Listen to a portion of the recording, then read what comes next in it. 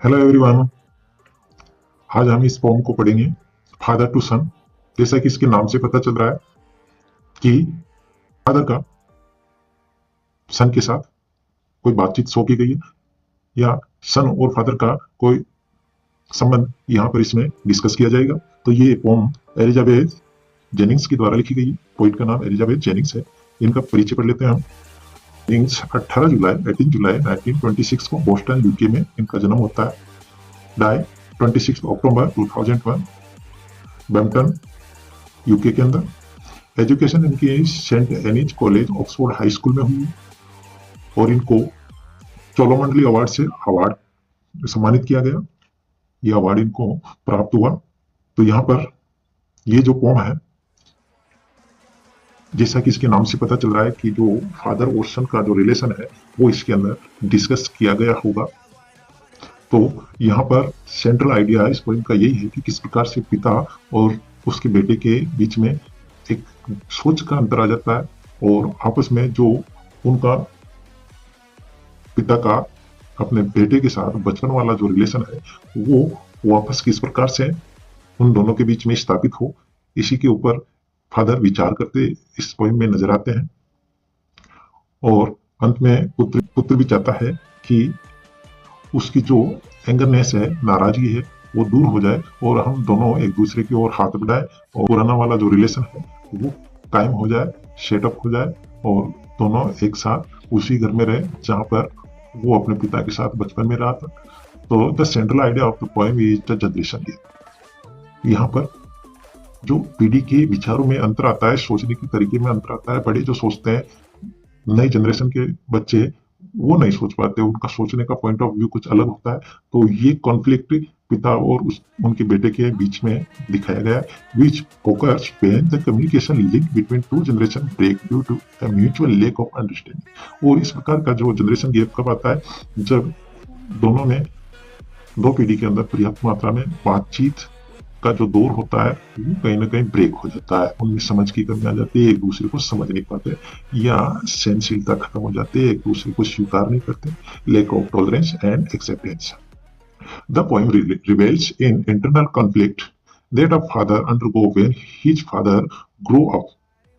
यहाँ पर ये पोएम में दिखाया गया है कि पिता के अंदर एक आंतरिक संघर्ष चल रहा होता है, कॉन्फ्लिक्ट चल रहा होता है, और किस प्रकार से जब उनका पुत्र छोटा था, छोटे से बड़ा होता जाता है, उसमें विचारों में अंतर आता है, उनको समझ नहीं पाता, तो उसके प्रति एक संघर्ष उनके मन ही मन में अंदर पनप रहा होता है। And poses his own interest, ideas and perception.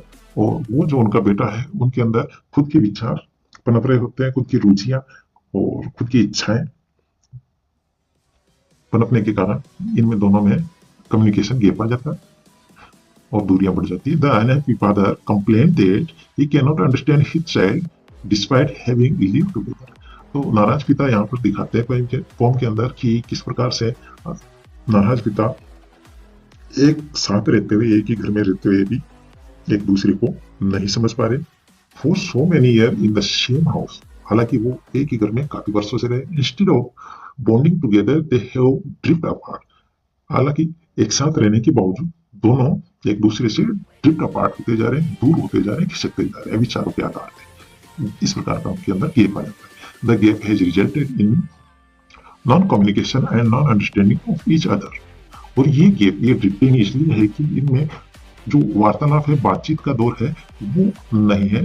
एक दूसरे के लिए अंडरस्टैंडिंग दोनों में खत्म हो चुकी है। If both of them decide to take a lead and are willing to forget and forgive, यदि दोनों में से दोनों ये तैयार हो जाए एक दूसरे को फॉरगिव करने के लिए, और जो कुछ भी उनके साथ हुआ या जो कुछ भी वो विचार रखते हैं उन सबको फॉरगेट करते हैं, भूल जाए और एक पहल करें नया करने के लिए या नया रिलेशन बिल्डअप करने के लिए, लीड करें, शुरुआत करें, तो कुछ इंप्रूवमेंट उनके रिलेशन में आ सकता है। तो वो दोनों ही इस प्रकार से विचार करते हैं। Respecting each other's difference is the only way out of to diminish the distance between the parents and children। तो यहाँ पर ये पोम रिप्रेजेंट करती है कि जो उनके विचारों में डिफरेंसेज आ जाते हैं, उसी के कारण कॉन्फ्लिक्ट बनता है पेरेंट्स और उनके चिल्ड्रंस के बीच में। तो ये था पोम का इंट्रोडक्शन। असिस्टेंट शुरू करते हैं। I do not understand this child. देखिए यहाँ पर I hear refer for the father and this child, यहाँ पर दिस चाइल्ड, दिस रेफर हुआ है वो बेटे के लिए। तो यहाँ पर ये स्पष्ट इंडिकेट हो रहा है कि किस प्रकार से पिता अपने पुत्र के लिए इस प्रकार का वर्ड इस्तेमाल कर रहा है, यूज कर रहा है, जो कि परायों के लिए होता है, गैरों के लिए होता है। तो यहाँ पर जो उनमें डिफरेंस है वो स्पष्ट यहाँ पर नजर आ जाता है हमको। सोच में जो अंतर है और जो पिता के अंदर शेडनेस है, अनहैप्पी वो जो है, वो यहाँ पर दिखाई दे जाता है। I do not understand this child. मैं इस बच्चे को नहीं समझ पा रहा, ये कैसा सोचता है, ये इसके अंदर क्या विचार चल रहे हैं, ये क्या चाहता है, मुझे कुछ भी समझ में नहीं आ रहा। Though we have lived together now in the same house for years, यद्यपि हम दोनों एक ही घर में वर्षों से, यानी कि बच्चे के जन्म से हम साथ ही रह रहे हैं, फिर भी मैं इस बच्चे को समझ नहीं पा रहा। I know nothing of him. मैं उसके बारे में कुछ भी नहीं जानता, वो क्या सोचता है, किस प्रकार का फील करता है, चाहता क्या है, एटसेट्रा एटसेट्रा, जो कुछ भी है उनको कुछ भी पता नहीं। तो अपनी जो फीलिंग्स है वो यहाँ पर वो फादर बता रहे हैं। So try to build a relationship from how he was when small. मुझे तो कुछ भी पता नहीं है, और जिस प्रकार से वो बचपन में था वैसा रिलेशनशिप मैं चाहता हूं कि पुनः बन जाए। When he was small, जब वो छोटा था वैसा रिलेशनशिप पिता फिर से बनाना चाहते हैं। उन्होंने प्रयास किया, ट्राई किया, लेकिन ऐसा नहीं हो पाया। Yet have I killed the seed I spent or sown it where the land is his and none of mine। ऐसा लगता है फादर को कि मैंने जो सीड्स बोए थे, यानी कि जो मैंने बच्चा, जो मेरा बेटा था वो मैंने पैदा किया।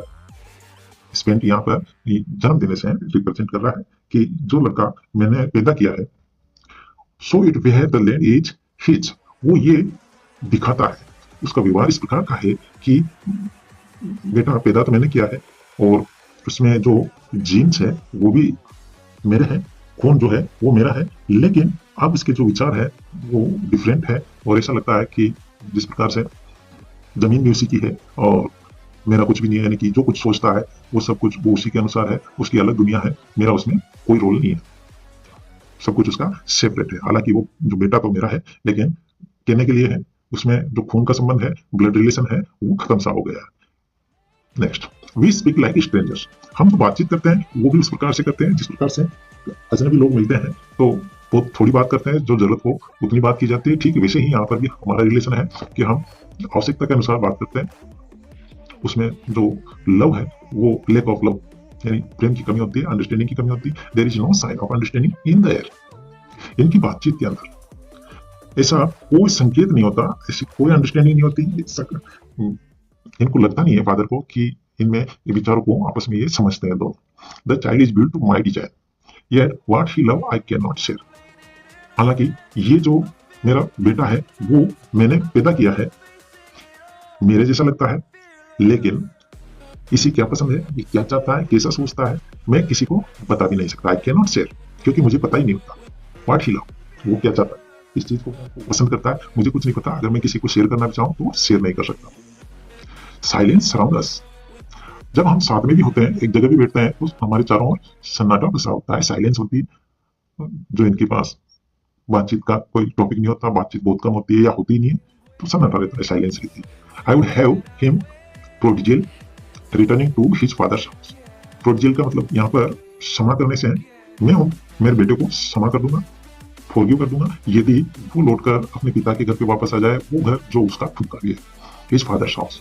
तो पिता उसको फॉरगिव करने के लिए तैयार है यहाँ पर, और अगर वो वापस आ जाता है तो वो चाहते हैं कि मैं उसको फॉरगिव कर दूंगा, क्षमा कर दूंगा। द होम ही न्यू, उस घर में वो आ जाए, उस घर में बुलाना चाह रहा है जिसको वो बचपन से जानता है, उसके लिए वो नया नहीं है।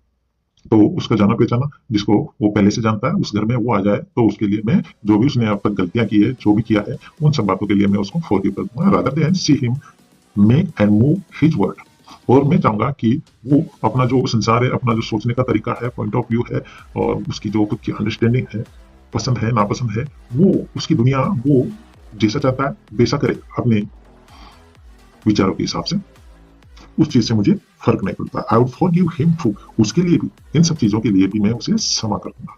Saving from sorrow a new love, और मैं चाहूंगा कि पोम के माध्यम से हमारे पोइट फादर के विचार बता रहे हैं कि मैं जो हमारे बीच में शोरो है, दुख है, उनको एक नई शेप, न्यू शेप देना चाहता हूँ, नया आकार देना चाहता हूँ, और वो आकार है हमारे बीच में संबंध क्रिएट हो जाए लव का, वापस जैसा उसके साथ बचपन में प्रेम हुआ था वैसा फिर से प्रेम बन जाए। Father and son we both must live on the same globe and the same land. पिता और पुत्र दोनों को, हमें दोनों को एक ही धरती पर, एक ही जमीन पर साथ साथ रहना चाहिए। यानी पिता सोच रहे हैं कि ऐसा समय आना चाहिए या ऐसा दोनों के अंदर प्रेम पैदा हो जाए या अंडरस्टैंडिंग बन जाए कि दोनों एक ही जगह पर, एक ही घर के अंदर है, सेम ग्लोब पे, सेम उसी धरती पे और उसी जमीन पर। He speaks I can not understand. यहाँ पर पिता आगे बता रहे हैं कि मेरा जो बेटा है, ही स्पीक, वह बोलता है। तो ये यहाँ पर ही बेटे के लिए रेफर हुआ है। तो बेटा क्या बोलता है? I can not understand my self, मैं खुद को नहीं समझ पाता। बेटा बता रहा है अपने बारे में कि वो खुद को समझ नहीं पाता। वो वाही एंगर ग्रोज फ्रॉम ग्रीफ, कि उसके अंदर जो गुस्सा है, नाराजगी है, वो दुख में क्यों बदल जाता है। वो जो गुस्सा है वो दुख में किसे कन्वर्ट हो गया, उसको खुद को उस चीज के लिए उसका रीजन समझ नहीं आ रहा। We each put out an empty है, वो भी चाहता है कि हमें दोनों को हमारे हाथ जो है एक दूसरे की ओर बढ़ाने चाहिए, यानी कि नया रिलेशन बिल्डअप करने के लिए दोनों को पहल करनी चाहिए। Longing for something to forgive, और हम दोनों को चाहिए कि एक दूसरे को हम फॉरगिव कर दें, क्षमा कर दें। ये तो हो गई पोएम की बात। Now we will talk about the poetic device used in the poem. First of all alliteration, इसे अनुप्रास अलंकार अलंकार बोलते हैं। This indicates occurrence or repetition of the same sound or letter at the beginning or most of the word in a sentence। एक sentence के अंदर जो किसी एक लेटर की साउंड बार बार रिपीट होती है, तो इस प्रकार के रिपीटेशन को अल्ट्रेशन यानी अनुप्रास अलंकार कहते हैं। तो यहाँ पर एग्जाम्पल दिए हुए हैं, फर्स्ट साइलेंस और सराउंड्स, दोनों में एस की साउंड बार बार रिपीट हो रही है दो जगह। द सीड आई स्पेंड और शॉन, यहाँ पर सीड में एस की साउंड रिपीट हो रही है, स्पेंड में और सॉन में, दोनों। अगला third number, the home he new, यहाँ पर एच की साउंड दो बार रिपीट हो रही है, ही के अंदर, होम के अंदर। वैसे नंबर फोर, सेपिंग फ्रॉम सोरो, यहाँ पे भी सेम साउंड, एस लेटर की साउंड दो जगह, सोरो में और सेपिंग, दोनों में रिपीट हो रही है। नेक्स्ट मेटाफर, इसे रूपक अलंकार बोलते हैं। तो इस पोएटिक डिवाइस का भी इसमें यूज हुआ है। In this figure of speech employ comparison in made between two unlike thing that actually have something in common. तो यहाँ पर दो बिल्कुल भिन्न चीजों के बीच में कुछ न कुछ समान गुण होने की वजह से उनमें तुलना की जाती है, कंपैरिजन किया जाता है। तो ऐसी स्थिति में उस पंक्ति के अंदर या उस फॉर्म के अंदर रूपक अलंकार होता है। For example, yet have I killed the seed I spent or sown it where the land is his and none of mine। तो इस पंक्ति के अंदर in the above given line the poetic device use is metaphor, यहाँ रूपक अलंकार का प्रयोग हुआ है। जैसे जो ये सीड है, सीड यहाँ पर रिप्रेजेंट कर रहा है बीज को। वर्ड मीनिंग बीज होता है, किसी भी चीज का बीज, लेकिन यहाँ पर बीज से इसका मतलब नहीं है। इसका मतलब है उसके जीन से, उसके खून से, कि जिस खून से मैंने या जिस जीन से बेटे को पैदा किया। तो जीन को यहाँ पर सीड बताया गया है। लैंड, लैंड उसकी जो बॉडी है बेटे की, उसके लिए लैंड का इस्तेमाल हुआ है, जबकि एक्चुअली में लैंड का मतलब होता है धरती। तो वर्ड मीनिंग और उसका जो कंपैरिजन किसी असामान्य चीज से सिमिलर किसी क्वालिटी के आधार पर किया जाता है। तो इसी चीज में यहाँ पर मेटाफर रूपक अलंकार का प्रयोग किया गया है। अगला है सिमिली, उपमा अलंकार। In it is the device used to make comparison use as or like, we speak like stranger. तो यहाँ पर इस प्रकार के एज या लाइक के आधार पर दो एक जैसी ही चीजें जो क्वालिटी में समान हो, उनमें आपस में तुलना की जाती है। तो वहां पर सिमिली यानी उपमा अलंकार प्रयोग होता है। पर्सोनिफिकेशन, इस पोएम के अंदर मानवीकरण भी हुआ है, इस पोइटिक डिवाइस का भी इसमें यहाँ पर यूज किया गया है। तो it is a poetic device, literary device in which non living thing are given human trait. इस डिवाइस के अंदर जो नॉन लिविंग थिंग होती है, निर्जीव वस्तुएं होती है, उनको इस प्रकार से शो किया जाता है पोइट के माध्यम से कि जैसे वो एक मानव हो, इंसान की जैसे। For example the poet personified childhood. यहाँ पर पोइम की जो एक पंक्ति है उसमें चाइल्डहुड जो वर्ड है उसको मानवीकृत किया गया है, जैसे वो बचपन, चलता हो फिरता हो और कहीं चला गया हो। He think that it has left and gone somewhere else. जो चाइल्डहुड है उसको कहीं छोड़कर चला गया, ऐसा दिखाया गया है। तो यहाँ पर मानवीकरण डिवाइस का, युक्ति का प्रयोग कवि के द्वारा किया गया है। तो ये थी पोएटिक डिवाइस की बात जो कि इस पोएम में यूज की गई है। फिर मिलते हैं नेक्स्ट चैप्टर में। We continue with the channel. Thank you for watching.